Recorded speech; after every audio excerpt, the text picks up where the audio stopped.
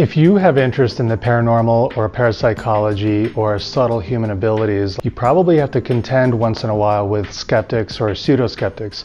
I know I do. Almost every day I get a nasty gram from a pseudo-skeptic on my YouTube channel. But in my case, it's usually internet trolls or bullies, online bullies. But I find it hard to contend sometimes with some of the arguments that come from these people. And that's why I'm really grateful for this book.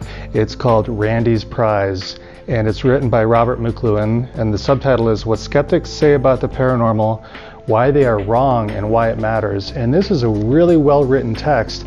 It gives a fair and balanced description of why skeptics think the way they do.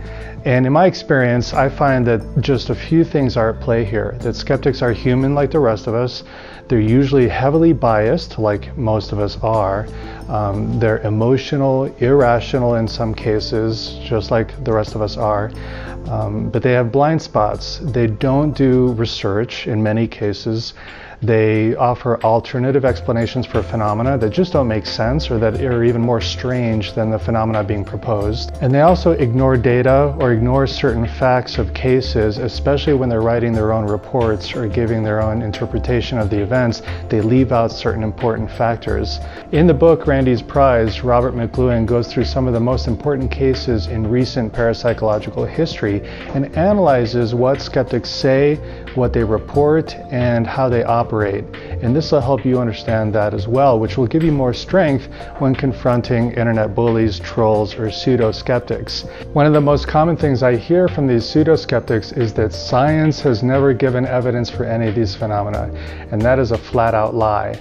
So to counteract this idea that science doesn't believe in these phenomena or has given no evidence for these phenomena, we need to consider that there are many scientists who have done research, have experienced these themselves, have done statistical analysis, or done large numbers of surveys of people who've experienced these phenomena. So you need to get to know some of the people and organizations I'm about to introduce you to.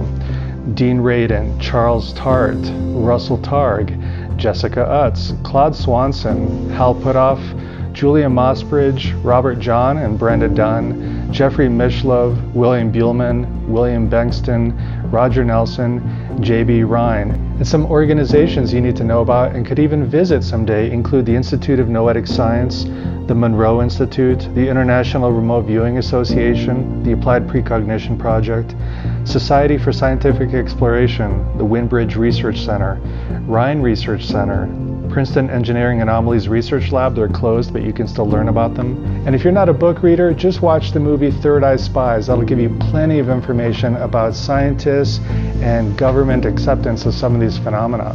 I'm not a scientist. I'm an experiencer, and I teach people how to have these experiences themselves. My goal is to help people enrich their lives, finding happiness, joy, freedom, understanding, and a sense of wholeness by learning what it really means to be a human being in this vast universe.